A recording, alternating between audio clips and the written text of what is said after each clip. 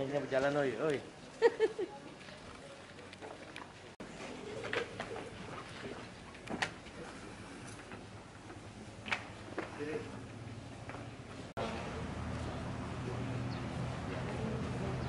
Jangan lupa dua dalam hati, dua diri. Diri aja diri.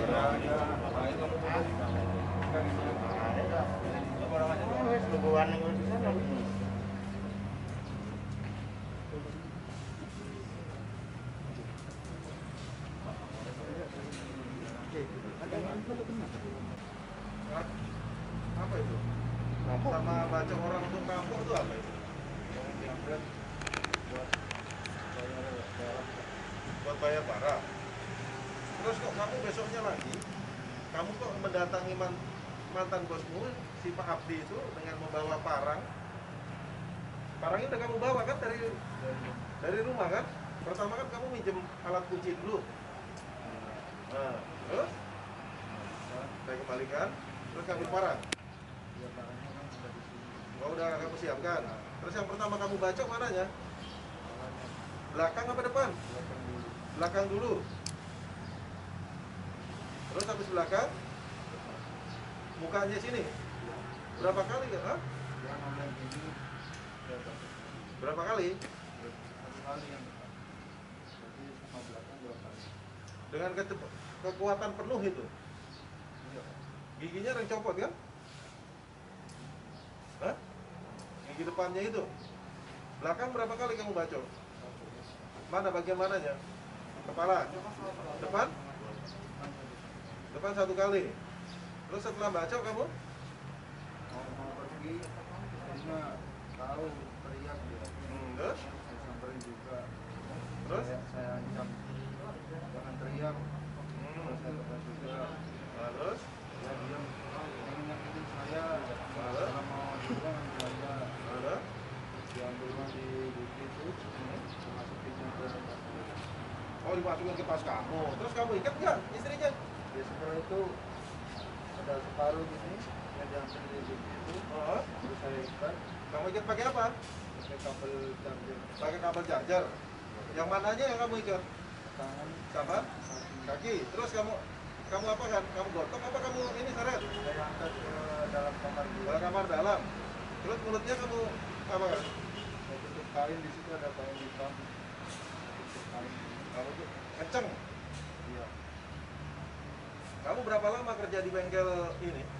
Pro knalpot itu Pak Abdi? Sebulan. Sebulan. Kenapa kamu nggak kerja sana? Nggak betah apa gimana? Saya diberhentikan. Diberhentikan itu sebelumnya kejadian saya ngebor mobil itu karena radiatornya bocor. Berarti memang kamu nggak profesional. Tapi kan kamu jarang masuk juga di situ. Tapi saya gini, gimana ini mau kayak nantinya gimana? Ya nggak usah mikir itu. Nah, terus? Nggak usah mikir itu. Mentalnya hati-hati. Dia cuma gitu. Emang kamu kesana maksudnya apa? Dendam? Dendam karena habis kejadian itu yang saya bocorin radiator. Itu tiba-tiba pagi saya lagi nyapu. Libur Bapak. Libur kenapa Mang? Gak apa-apa libur aja seterusnya.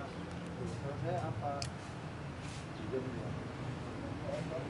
Oh ya udah Mang kalau gitu. Saya terus pulang. Kalau kamu dendam, kenapa kamu ngambil uangnya? Cuma dendam? Ya, habis anu istrinya saya masukin ke dalam kamar itu. Saya keluar.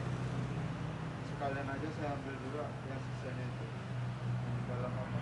Tapi kan kamu nggak minta uang juga.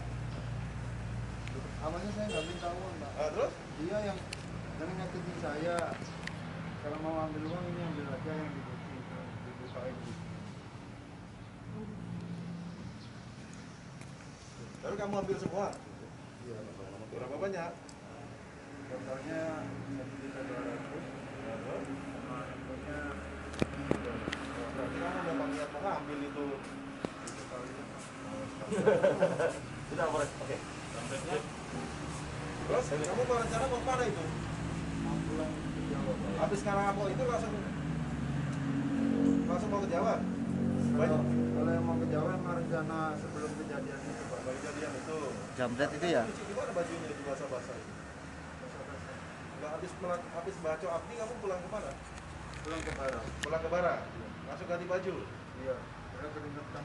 Oh keringetan. Oke.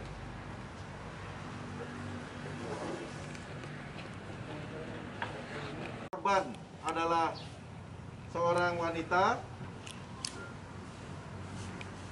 Fahrini yang berumur 45 tahun dan berboncengan anaknya dan Fahri yang akhirnya karena korban merasa handphonenya diambil, lalu korban mengejar tersangka di Jalan Ramin 2, sehingga waktu itu pelaku berbelok ke kiri.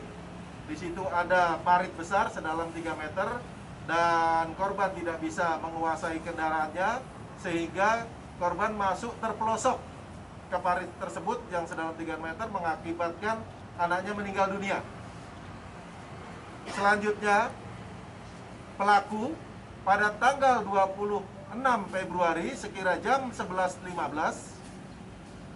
melakukan aksi kembali, yaitu di Jalan RTA Milono, tepatnya di bengkel Pro Knalpot, di mana sekira bulan Desember sampai bulan Januari pelaku yang bernama Ongki Alexander umur 24 tahun itu pernah bekerja di bengkel tersebut, namun hanya 1 bulan. Dan pada siang itu pelaku sudah mempersiapkan dengan membawa sebilah parang yang dibawa, yaitu tujuannya adalah untuk menghabisi mantan bosnya. Sehingga pada saat itu begitu datang, pelaku pura-pura meminjam kunci. Setelah meminjam kunci, pelaku langsung mengayunkan parangnya ke belakang kepala korban pemilik bengkel tersebut. Dan kedua kalinya pelaku juga menghantamkan parangnya tersebut ke depan muka korban sehingga mengalami luka yang cukup parah, sehingga korban sekarang dirawat di Rumah Sakit Dore Silvanus. Setelah melakukan tindakan tersebut, pelaku masuk ke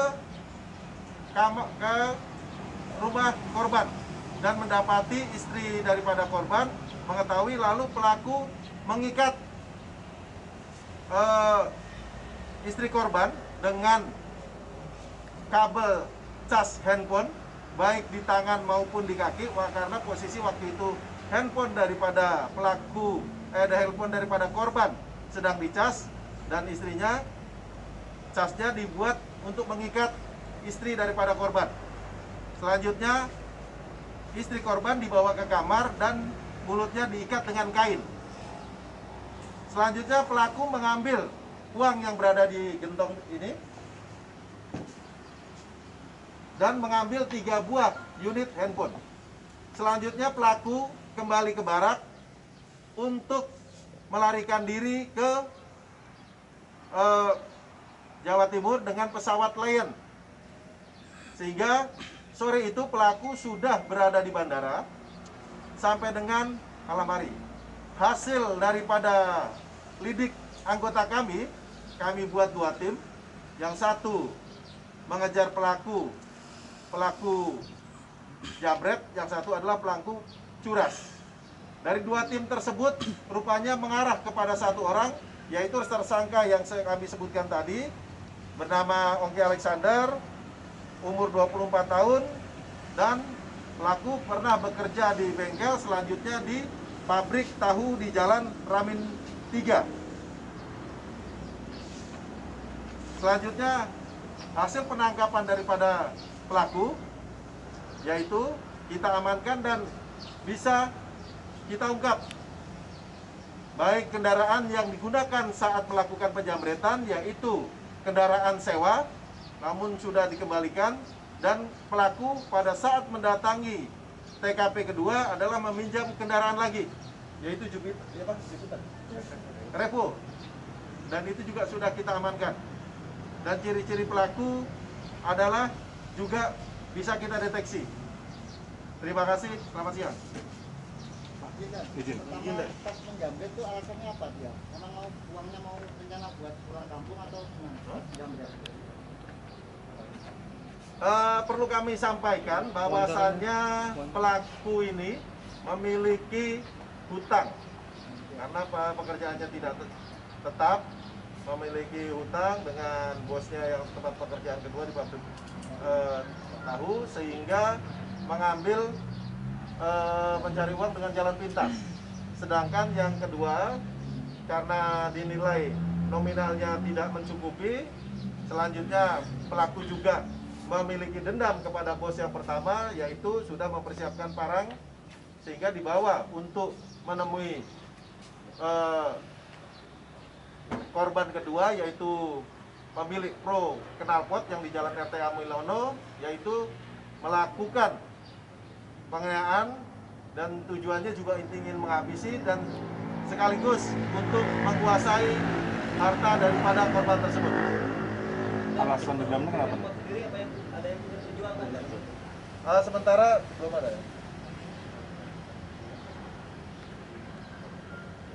Oh, terima kasih. Jadi hasil penyelidikan kami bahwasannya dari 4 handphone yang berhasil diambil, yaitu pada hari tanggal 25 mendapat 1 handphone dan tanggal 26 mengambil 3 handphone, 2 handphone sudah dijual. Pelaku dilumpuhkan kan sama apa? Pada saat tadi malam tanggal 27 jam 4, yaitu pelaku berada di bandara, yaitu sengaja menginap di bandara, yaitu kami ajak untuk menunjukkan lokasi barang bukti tempat penyimpanan, namun pelaku berbelit-belit dan berusaha untuk melarikan diri. Demikian. Motif dendamnya kenapa? Perlu kami jelaskan bahwasanya kenapa pelaku sampai dendam kepada pemilik bengkel pro knalpot, yaitu yang merupakan bosnya, sehingga pelaku dapat hanya bekerja 1 bulan, karena pada dasarnya pelaku ini memang tidak profesional dalam bekerja, sehingga tidak profesional, sehingga kurang hati-hati, sehingga merugikan daripada pemilik kendaraan bermot, pemilik bos bengkel tersebut, sehingga pelaku dikeluarkan. Atas ketidakprofesional itu pelaku merasa tidak terima dikeluarkan, dipecat. Sementara untuk ancaman hukumannya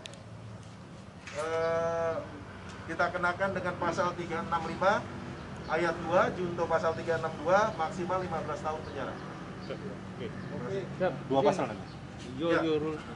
365 dan 353 ayat 2 pencurian dan penganiayaan.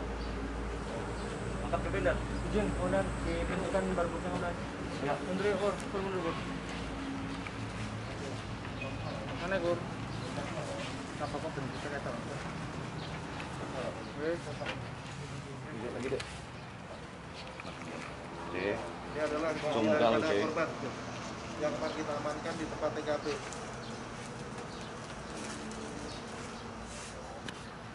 Cinta udah. Wis sekarang gantian kan. Oke, Di atas. Ayo, dan. Kamu incar kan ibu-ibu. Kamu ambil di mana itu handphonenya itu? Di dashboard sebelah kanan. Kamu udah lihat kalau itu ada handphone? Dompet. Dompet? Dompet isinya handphone. Handphone isinya. Kenapa kamu kok menyuri jambret handphone di situ? Tujuannya apa itu? Ya, soalnya saya perlu uang buat bayar barang sama bayar utang. Tapi kamu tahu kalau ibu-ibu itu ada anak-anaknya di depan itu? Ya saya pas ngambil gini itu tahu ada anak kecil itu. Nah, terus? Jadi saya ambil gini, saya langsung gas lari saya. Apa? Kamu tahu kalau kamu dikejar itu? Saya nggak sempat lihat gini, cuman dia teriak maling-maling. Nah, terus kamu tambah kencang? Ya, Di Jalan Rambin itu kan, Di depan parit kamu belok kiri itu. belok kiri, Nah, terus setelah itu kemana? lurus terus ke jalan Kemana? Yang undang. Yang undang. Terus handphonenya dikemanakan saat itu? Langsung dijual apa enggak? dibenerin soalnya kan di pola itu kan nggak bisa dibuka. Nah, Saya bawa ke counter, buat di flash. di flash, dihilangkan itunya. Ya. Langsung dijual sore itu juga. Nggak sempet dijual. Nggak sempat dijual. Tunggu besoknya. Besoknya. Iya. Kalau flash berarti kamu udah pernah dong sebelumnya? Berarti kamu tahu dong udah berapa kali kamu kalau itu tahu di flash itu? Soalnya kan teman saya banyak orang counter juga Pak. Dulu pernah punya HP juga gitu, lupa bola harus gimana di flash. Orang banyak. Incaranmu memang ibu-ibu ya? Emang ngincar ibu-ibu apa gimana itu? Waktu itu kan saya mau ke tempat teman saya, mau tanya kerjaan. Lah papasan sama ibu-ibu itu, pas saya nggak sengaja lihat gini ada dompet. Ya, munculnya waktu itu munculnya saya. Tapi kan kamu motor itu udah berapa lama kamu pinjam? Yang motor Revo? udah lama Pak. Hah? Itu kan digadain sama Pak D saya. Oh, dengan Pak D. Ya kan disuruh pakai. Tapi saya kan buat kerja. plat nomornya kamu cepat lepas itu. Plat nomornya saya lepas setelah kejadian Japret itu. Setelah kejadian plat nomornya kamu lepas. Ya. Oke. Ya. Oh,